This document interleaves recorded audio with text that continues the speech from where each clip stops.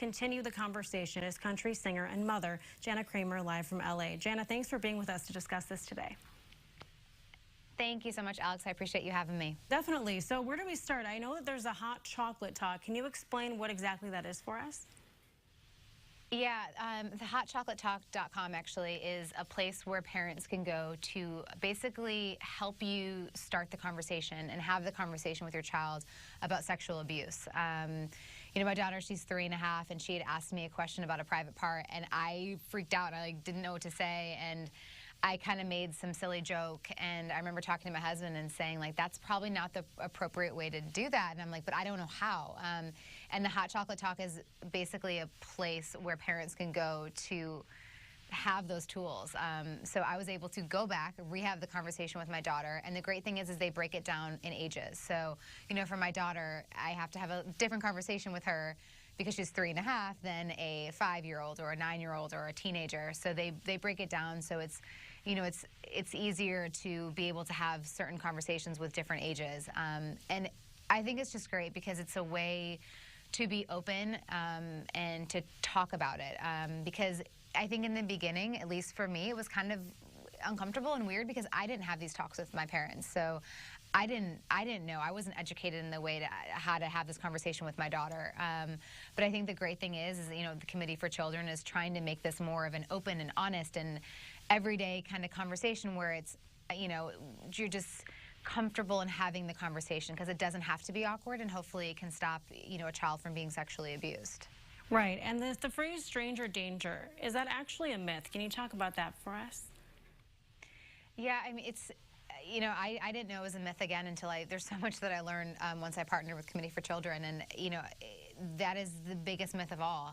90% of victims know their abuser, and I think that honestly, that number freaked me out because I always thought it was going to be, you know, the random, you know, guy at the park, but this is, you know, could be coaches, it could be your family, it could anybody that's involved in your child's life. I mean, 90%, that number is very high. And so I think it's just, again, being very aware, not saying to be a helicopter parent, but also to educate your child on what is right and what is wrong and what's normal, what's not normal, and for your child to feel safe in coming to you. And I think if you're able to have these conversations more often and more open, your child will be more likely to be able to come to you in a situation that might not be right.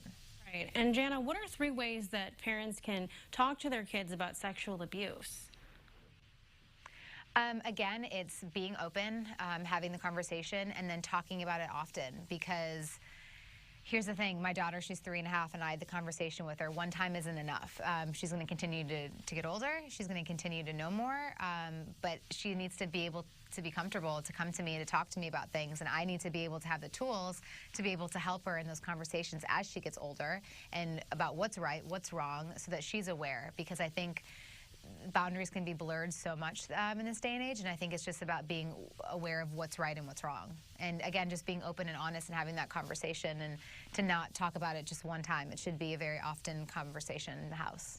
And do you think it's best if parents approach their children about this, or if they wait for their children to come to them?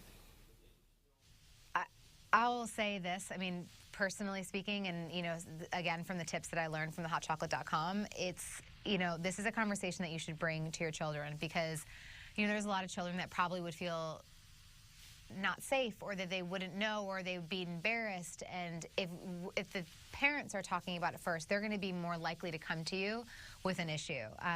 It'd probably be real hard for the child to come to the parent if that conversation hasn't been had yet. And that's something that, you know, we can hopefully prevent by having this conversation first. Right. Well, thank you so much for having the conversation with us in Champaign. We really appreciate your time. Awesome. Thank you, Alex. Appreciate it. Thank you so much. Have a good one. Well, still to come, you guys, we're finding out all about non-GMO foods with Stu Ellis. That's coming up next, right after this.